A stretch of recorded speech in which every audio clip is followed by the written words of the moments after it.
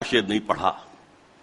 تا تہو بالا نہ گردہ دین نظام، دانش و تہذیب و دین سودائے خام.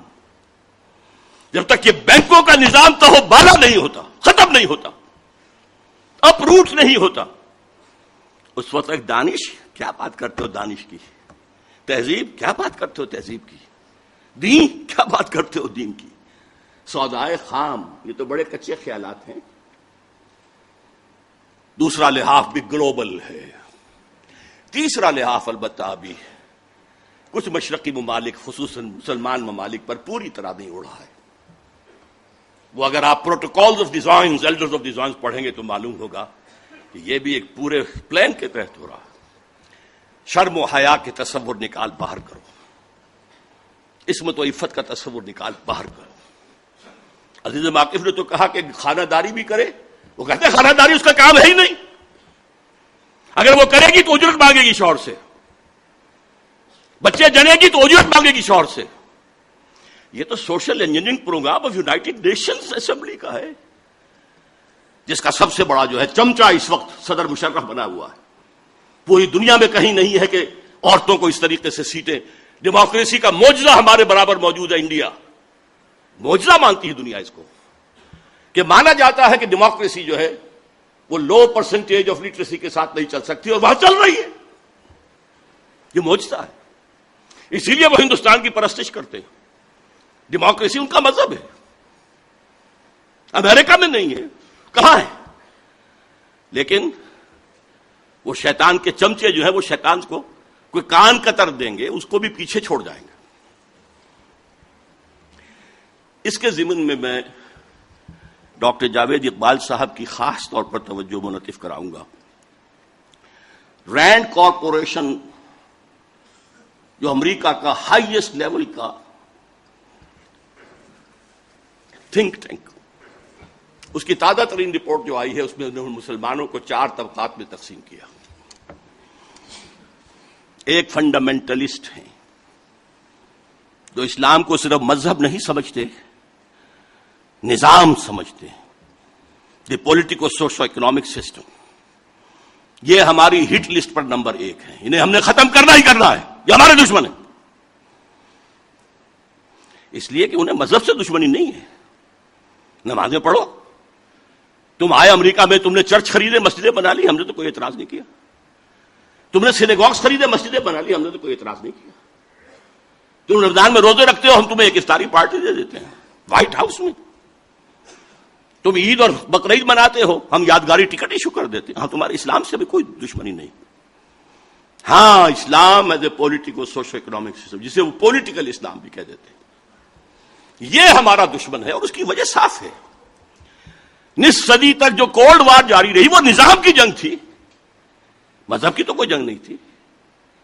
مغرب میں وہی کرسچینٹی تھی جو یورپ میں اور یو ایس ایس آر کے اندر تھی، وہی کرسچینٹی. فرق کیا ہے؟ صرف ایک فرقے کا فرق ہے.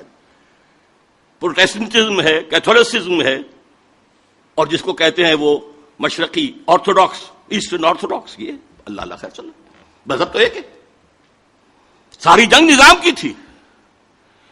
ان کے سرمایہ دارانہ نظام کو اتنی بڑی دھمکی مل گئی تھی، چیلنج مل گیا تھا. وہ سوچتے تھے ہوا ہو جائے گا پانی میں. اور ایک وقت میں مغرب کانپ رہا تھا، اس لیے کہ روس خلا میں پہلے پہنچ گیا تھا. ابھی امریکہ تو بہت پیچھے تھا. بہرحال جنگ ان کی ہے ان فنڈامنٹلسٹ سے جو اسلام کو دین سمجھتے ہیں. مذہب بھی ہے، عقائد بھی ہیں، عبادات بھی ہیں، رسومات بھی ہیں. یہ جو 3 ایسنشل کانسٹیٹیوئنٹس ہیں مذہب کے، کلاسیکل مذہب، وہ بھی ہیں. لیکن یہ پولیٹیکل سسٹم بھی ہے، اکنامک سسٹم بھی ہے، سوشل سسٹم بھی ہے. تینوں ہیں. 3 × 3 بن کر 6 بنتے. دوسرا طبقہ انہوں نے کہا یہ ہے جن کو ڈاکٹر صاحب نے کہا روایت پسند. یہ کون لوگ ہیں؟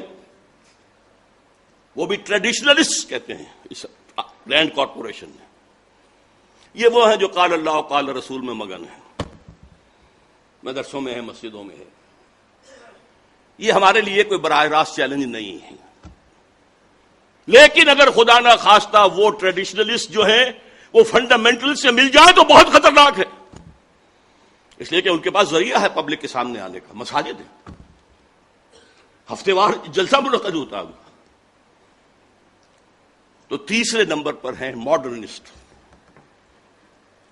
اور میں ڈاکٹر صاحب کو بھی انہی میں شمار کرتا ہوں، جو اسلام کی ایسی تعبیر کرنا چاہتے ہیں جو مغرب کے لیے پیلیٹیبل ہو۔ آپ نے کہہ دیا شراب حرام نہیں ہے فی نفسی، شراب تو حرام ہے، رجس من عمل الشیطان فاجتنبوہ، چھوڑو اس کو، فہل انتم منتہون، چھوڑتے ہو کہ نہیں؟ تمہیں پہلے بھی دے دیے گئے تھے سگنلز کہ شراب اور جوئے میں کچھ خوبیاں بھی ہیں اور کچھ گناہ بھی ہیں، گناہ کا پہلو بھاری ہے۔ پھر کہہ دیا گیا تھا شراب کے نشے میں نماز کے قریب نہ ہو، لیکن سورہ مائدہ کی آخری آیات میں جو ڈاکٹر صاحب پڑھی ہے، یہ جو ہیں ماڈرنسٹ، کسی صاحب نے کہہ دیا اسلام میں پردہ ہے، یہ تو تہذیبی بات تھی صرف، یہ ہے کہ جو مغرب میں فٹ کرنا چاہتے ہیں مشرق کی ان اقدار کو، ان کے بارے میں رینڈ کارپوریشن میں ہے کہ ان کے پاس پبلک سے کانٹیکٹ کا کوئی ذریعہ نہیں ہے، انہیں میڈیا پر، خاص طور پر الیکٹرانک میڈیا میں نمایاں کیا جائے۔ اب جو کچھ اے آر وائی کر رہی ہے اور جو کچھ کے کیو ٹی وی کر رہا ہے یا جیو ٹی وی کر رہا ہے، یہ کس کے زیر اثر ہے؟ دیا ہی پہلے لیا ہے، جو موجود ہے وہ سب سے پہلے۔ چوتھا انہوں نے کہا ہے کہ سیکولرسٹ ہیں، وہ تو ہے ہی ہمارے۔ اب یہ 2+2 کی تقسیم انہوں نے کی ہے، ماڈرنسٹ پلس سیکولرسٹ، ان کی سرپرستی کرو، انہیں سپورٹ دو، اور فنڈامنٹلسٹ اور ٹریڈیشنلسٹ ان دونوں کو دباؤ۔ یہ ہے آج آسمان امریکہ کی وحی۔ اب یہ تو میں نے آپ کے سامنے عرض کر دیا کہ یہ جدید روشن خیالی کی جڑ کہاں سے ہوئی، انلائٹنمنٹ سے جو شروع ہوا، اس کا ایک جز جو انر کور قرار دیا ہے اس علامہ اقبال نے، اگرچہ اس کا ظاہر کچھ اور ہے، نظر کو خیرہ کرتی ہے چمک تہذیب حاضر کے یہ صناعی، مگر جھوٹے نگوں کی ریزہ کاری ہے، اور خیرہ نہ کر سکا مجھے جلوہ دانش فرنگ، سرما ہے میری آنکھ کا خاک حجاز و حول قدس۔ پسر اقبال سے معذرت کے ساتھ عرض کر رہا ہوں، میں نے اس میں تبدیلی کی ہے مصرے میں، اس لیے کہ مدینہ و حجاز تو ایک ہی شے کا نام ہے، علم محمدی کے دروازہ ہے حضرت علی، وہ نجف کہا نا انہوں نے، وہ حضرت علی کے حوالے سے۔ میں کہہ رہا ہوں ان میں واو عطف نہیں آ سکتا، وہ تو ایک وحدت ہے۔ ہاں دوسری سورس جو ہے old testament and new testament, حول قدس الذی بارکنا حولہ، جہاں سینکڑوں انبیاء دفن ہیں، جہاں ابراہیم دفن ہے، جہاں یعقوب اور اسحاق دفن ہیں، جہاں ان کے خیال میں سولی چڑھائی گئی تھی حضرت عیسیٰ کو، وغیرہ وغیرہ۔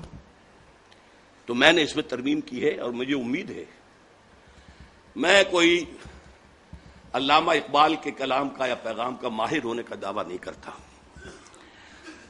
البتہ ان کے آخری زمانے کی ایک نظم، اس کے آخری شعر کا مصداق میں خود کو بھی سمجھتا ہوں۔ چنگ را گیرے از دستم کہ کار از دست رفت، نغمام خو گشت و از رگھائے ساز آید برون۔ لوگوں مجھ سے یہ ستار، یہ چنگ لے لو، میں اپنی انگلیوں سے جو اس کو چھیڑ رہا تھا تاروں کو، اب ہاتھ کا کام پورا ہو گیا ہے، اب میرا نغمہ اس ستار کی تاروں کے اندر خون بن کر گردش کر رہا ہے، اور اس کی رگوں سے، اس کے تاروں سے خود بخود نکلے گا۔ میں اپنے آپ کو یکے از رگ ہائے فکر اقبال سمجھتا ہوں، یکے چنگ راگی ریز از دستم۔ اور ڈاکٹر صاحب سے میں پھر عرض کروں گا کہ جو ریکنسٹرکشن اور علامہ کی شاعری کا فرق ہے، اس کے لیے یہ بات بھی نوٹ کر لیجئے کہ لیکچرز میں وہ مہدی کا تصور اور مسیح اور اس کا تصور، اس کو کہتے ہیں کہ یہ امیجین اثرات ہیں اسلام پر. اصل میں لیکچرز کا موضوع